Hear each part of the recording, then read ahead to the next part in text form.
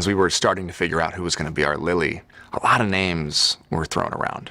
And at one point, Blake's name came up. And what I found fascinating was looking at the reactions of the various women in the room as we were talking about potential Lilies and seeing how many of them lit up when they heard the name Blake Lively. And for me, it was really important to cast somebody as Lily who was going to be approachable, was going to be likable, and that women could relate to.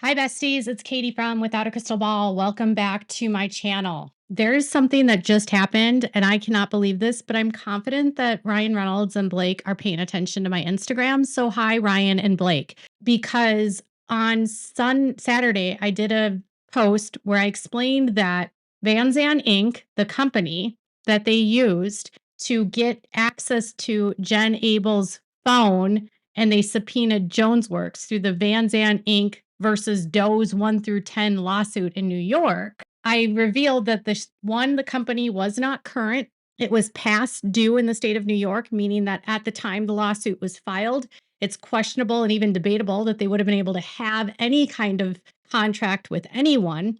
Two, seeking relief under the court back in September would have been questionable given that they were past due, not in good standing. And three, that they had misled the court and said that the records were publicly available and that the officers and directors of Vanzan could be discovered and viewed online through the Secretary of State. I obtained a copy of their articles of incorporation, which were filed in 2019, and it was revealed that since the initial filing of the articles of incorporation back in 2019, they had never filed a biennial statement as required by law in the state of New York. They also had never updated the directors or the officers or shareholders of this company. So the original filing included no one's names other than a registered agent. That was it. And the person and the registered agency company that they used to incorporate the business. Ryan and Blake's name was on nothing. Then today, suddenly, Ryan updates the biennial statement for the first time ever in the history of the company. The biennial statement was filed with the Secretary of State in the state of New York. I obtained a copy. It was filed on today's date, listing Ryan Reynolds and no one else, just Ryan. Chief Executive Officer, Ryan Reynolds. Blake's name is not on any of this. Registered agent is the management company that manages all their businesses. There's literally not a single person on here that is Blake Lively. Number of directors on the board, 2. Number of directors on the board that are women, 0. So there's apparently a board of directors and there are no women that run this company. This filing was done after I outed them for being behind, but also it was done after Ellen Garofalo notified the judge that Vanzan was Blake Lively. This is being, in my opinion, done as revisionist history to try to conceal Blake as Vanzan, as well as to take the heat off of Blake and put the heat on Ryan, who is now a non-party. So if Ryan is Vanzan, Blake's not on the hook for what Vanzan did, but it's a really bad look. So check out what they said to the court, Ellen Garofalo. She wrote this on Saturday. In her answer and counterclaim, Abel contends that Stephanie Jones and her company JonesWorks collaborated with non-party Lively and her counsel to fabricate a sham lawsuit for the sole purpose of obtaining documents that Jones pirated from Abel's phone and iCloud accounts without waiting for discovery in anticipated litigation against Justin Baldoni and Wayfarer Studios. Lively admits that the Vanzan action was a sham contrived for the sole purpose of obtaining Abel's text messages as part of investigation preceding Lively's filing of her claims against the Wayfarer parties. That's what her attorney said, that it was an investigation tool being used, nothing untoward happened here, and that the Vanzan was used to just conceal the identity because she's a public figure. Abel has subpoenaed Vanzan for information relating to their ownership, whether it's owned or controlled by Lively or her husband, Ryan Reynolds. We now know it's controlled by Ryan Reynolds. A copy of the subpoena Vanzan served on Jones and the documents that Jones purportedly produced in response to Vanzan's subpoena. They objected on the grounds that the information was irrelevant and that as a non-party, Vanzan should be required to produce documents that were available from parties in this litigation. So they're going to say that Vanzan is Blake. And in order to get around this argument that they have to give up anything, Vanzan is going to argue that no, they're not. Blake is not Vanzan, and he is a third party, and he shouldn't have to give anything up. This is revisionist history, and it's just more gamesmanship here. But even if Ryan was in charge of Vanzan and it is his business, that's a horrible look for them. Horrible, horrible. Because if it's Ryan that filed that lawsuit, not Blake, and if it was Ryan that was claiming people were spreading defamatory information about him, and if it was Ryan claiming that he had a contract with someone and it was like one of his employees that was violating a confidentiality agreement, he had no contracts with Justin Baldoni or Jen Abel at all. He may have been paid by Sony for marketing for the film, maybe, but he didn't have a contract with them. So why would he sue them for Jen Abel's phone? What relation does he have to Jen Abel outside of his wife doing a film with Baldoni? This is them trying to manipulate the court. It says Vanzan should be required to produce documents available. In response to Abel's motion to compel, Vanzan agreed to produce documents responsive to requests 1, 4, 10, 11, and Vanzan has withdrawn its objections and requests seeking documents concerning the Vanzan subpoena, which facilitated Jones' transfer of Abel's documents to Lively. In light of this agreement, this letter focuses on the single remaining disputed item, request number 9, and why this court should compel Vanzan to produce Vanzan's communications, including communications between and among Jones, Lively, and Vanzan, or between their counsel, relating to the SHAM Vanzan action and subpoena. This reply also addresses the objections that Lively, a non-party to the Jones action, that she has asserted in her letter seeking to intervene the court's permission to file a response. Vanzan continues to assert that, and Lively now asserts, the same hollow objections to request number 9, which Vanzan originally asserted at all Abel requests, namely that communications relating to Vanzan's subpoena are irrelevant and not discoverable from non-party Vanzan because they are available from Jones. Vanzan does not explain why it continues to object on grounds it effectively already received the only relevant documents from Lively. The documents received from Lively include a purported copy of the Vanzan subpoena and documents Lively maintains she received from Vanzan allegedly in response to the subpoena. Vanzan does not and cannot allege that Lively produced the communications sought by request 9 because she has not. In any event, a non-party's protection against purportedly burdensome discovery request is less robust whereas here, it's closely aligned with a party. Here in the related action, Lively herself produced documents Vanzan obtained from Jones pursuant to Vanzan's state court subpoena. In other words, Lively is Vanzan, and there can be no legitimate contention that is unduly burdensome for Vanzan to produce the communication responsive to request number 9. So they updated records after this is what Ellen told the court.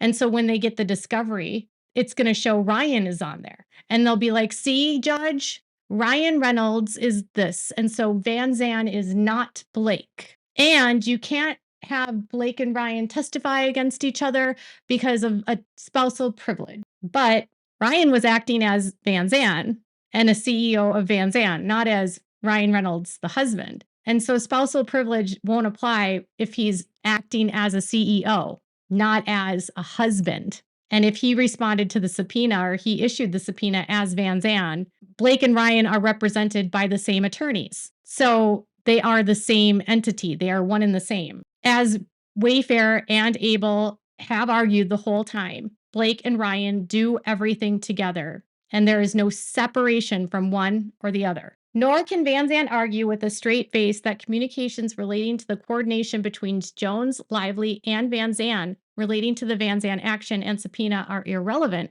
particularly in light of Vanzan's implicit admission that all other documents relating to the subpoena are relevant and discoverable. In fact, communications concerning the Vanzan action and subpoena go to the crux of Abel's claims that Jones and Lively conspired to obtain Abel's stolen information and used the sham Vanzan lawsuit to provide a veneer of legitimacy for Jones' transfer of stolen information to Lively. Such communications will also show whether, as Abel suspects, that Jones provided data taken from Abel's stolen phone to Lively before service of the subpoena.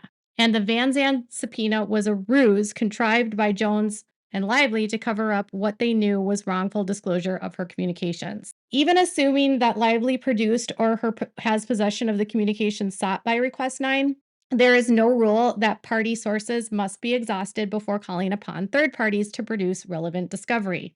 And Vanzan did not explain why it did not agree to produce the plainly relevant and discoverable material during the meet and confer, requiring Abel to file the motion to compel. Abel respectively requests the court enter an order compelling Vanzan to produce all documents responsive to request number 9 in the subpoena directed at Vanzan. Okay, so when Lively interjected into this case and said, I already gave them a copy of the Vanzan subpoena contents that I got from Vanzan, telling the court that she is Vanzan, right? She said that Jones Works sent her the information without some metadata. Some of it would be marked with confidentiality, and she represented that she had the discovery.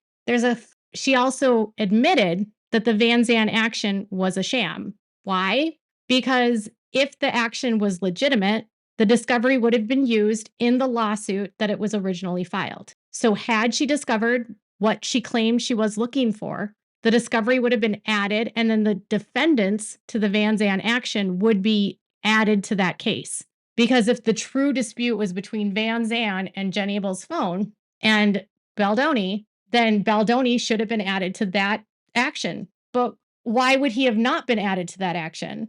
Well, because then they would have known that Jen Abel's phone was subpoenaed without notifying them or Wayfarer. They used an end around, and instead they took that evidence, closed the lawsuit, came to court, admitted they have the evidence from this lawsuit that wasn't used for any other purpose than for that subpoena as a way to conceal their identity and launder the evidence through a lawful quote unquote subpoena. And then she represents to the court that she is Vanzan. And then Ryan today files his updated records to Vanzan, which again, nothing has been filed for Vanzan since January of 2019 until today. And now he's claiming that he's the CEO. Ryan has tried to long maintain that this has nothing to do with him. And Blake's attorneys have said that in 2025, husbands do not control or speak for their wives, right? When it came to Ryan running around saying that Justin was a sexual predator, they said that he wasn't operating as Blake's agent.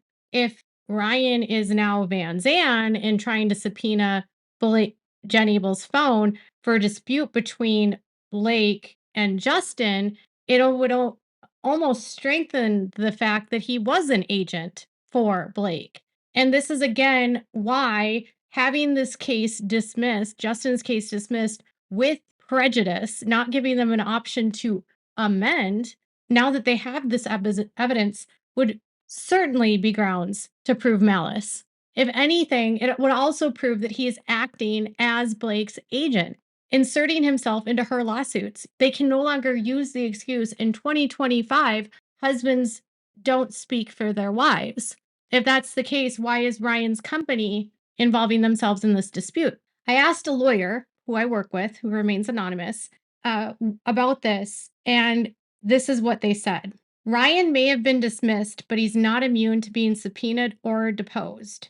And these were the questions she said if she were asking Ryan at deposition, what she would ask Ryan. Why did your shadow company subpoena Stephanie Jones in a breach of contract claim suit? Why was the scope so overly broad that it didn't even pass muster under Lyman in the later filed SDNY case? Yet, despite the epic fishnet, you were satisfied with the contents of a single mobile phone.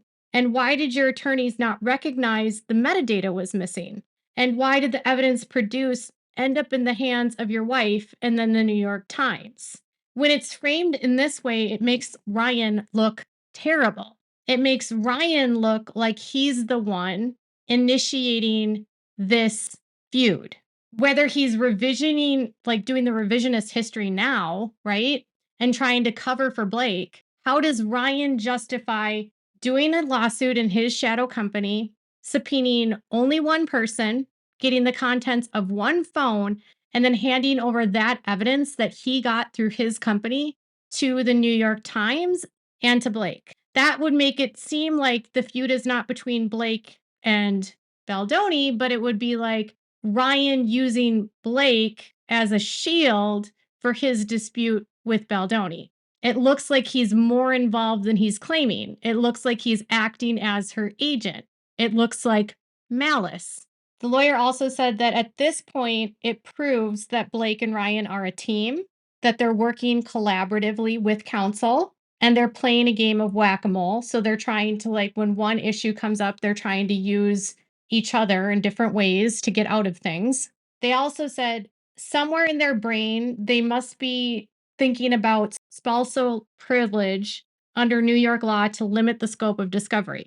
But that attached is to a spouse as an individual, not a spouse as an executive of a company. So, meaning that if Blake and Ryan had something personally happen to them, they can say spousal privilege. But in this case, he's acting as a CEO of Vanzan, not as Blake's husband.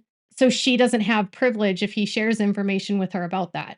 And that this is being used to try to get the light off of Blake. And they believe that if Ryan isn't involved or this is being done for revisionist history, they're doing this to desperately try to keep Blake's claims alive by playing hide and seek discovery. So being making it harder for Wayfarer to get a hold of the discovery necessary and get the answers that they need. And then as far as now updating this and making his name be the CEO, they said that you can't go back in time and change anything. So if at the time the lawsuit was filed with Vanzan and it wasn't current and no one's name was on it, according to the records in the state, they can't go back in time now and claim it was Ryan and change the outcome. That the company was not in good standing when the lawsuit was filed. The company had missed 3 separate years of filing biennial statements at the time it was filed. Because they were past due, it's questionable that they could have been able to have a contract with anyone. And if they are behind in the state, how can they seek relief to the state in a court if they're not in good standing? They can update now, but that doesn't change the fact that when they did file, they were not updated. It doesn't change the fact that when they did file, there was no name attached to Vanzan as far as the state was concerned. Vanzan was just a company that had a registered agent. Now Ryan is saying, oh, it's my company. Judge Lyman was so convinced that there was absolutely no evidence that could ever become available that would ever prove that Ryan Reynolds and the claims of what he was doing were not anything more than him acting as a spouse and that he believed what his wife was telling him. He said there would be no amount of evidence that could prove that he was working as an agent, but instead he was a husband. But did the judge know about the Vanzan lawsuit before this? Because when he was filing and this order and working on this order, he had written in a previous order when Wayfarer tried to use the crime fraud exception to get the Edgeworth Securities information about this, about the extraction of data. He said there was no proof that this subpoena through Vanzan and the Vanzan action was used to extract and get the data. He said there was no proof that Vanzan's lawsuit got Blake the evidence. Well, now the judge looks like an idiot and that he was wrong because he said there's no proof. Well, there is proof now. There is proof now that it was used. She's admitting it was used. So it makes the motion to dismiss seem premature. And this is why you allow lawsuits to go through discovery, because through discovery, you find the facts. And now we have the facts. If anything, this would be more grounds for Wayfarer to appeal the case and appeal the rulings on the motion to dismiss, because they can say, there is evidence. Here's some evidence of him acting as her agent and not as her husband. I think, and this is just my my opinion, is that Ryan might believe that because he's out, he can do this. And he believes that the case is dismissed against him by prejudice. So they can't sue him again for what they already claimed against him. So he believes that he can just do this now because he's shielded from being liable, not thinking that he could possibly be appealed and have it overturned by a higher court. And I also believe that Ryan thinks that this judge is on his side. So regardless of what he does, he'll look the other way. I spoke to several lawyers about this, and they all said that if the judge looks the other way and does not rule that this case, the Vanzan case, was anything other than a sham action and used to abuse process and obtain discovery before going to court and get an unfair advantage. And then the judge in this case, when they tried to subpoena the same information from Jen's phone and from Baldoni's phone, he quashed the subpoenas and said it was an invasion of privacy. How would he then justify Vanzan having the same access to all of that without saying this was an invasion of Jen's privacy? It was an invasion of her privacy. He's already ruled it was an invasion of her privacy. He didn't allow it in his case. So if he allows it for Vanzan and he says, oh, everything's fine, this is totally proper, he's bought and paid for. And if I were Wayfarer, I would appeal. And I don't know if they're going to appeal. I haven't spoken to anyone about if they will appeal. But this to me is more proof of malice, more proof of the coordination between Ryan and Blake, the fact that Ryan and Blake are acting as one and an entity, not as husband and wife, that Ryan's hands are all over this case, just like Wayfarer has said, and that now, after he's been dismissed, he can be like, yeah, it was me, thinking he pulled one over. And I somewhere imagine him in duper's delight, believing he's gamed the system and he's won. And I hope he doesn't, because this to me is criminal. And I hope somewhere there's someone watching. I mean, Ryan is someone that has been and I'm not political here, but Ryan is a registered Democrat. He's been actively paying and giving money to super PACs against Trump. And wouldn't it just be wonderful if Trump's DOJ went after Ryan Reynolds? Wouldn't it just be wonderful? Just saying, you never know. Let me know what your thoughts are in the comments below. Make sure to give this video a thumbs up. Make sure to subscribe to my channel if you haven't subscribed and click the bell so you never miss a video. Thanks so much for watching. Bye, guys.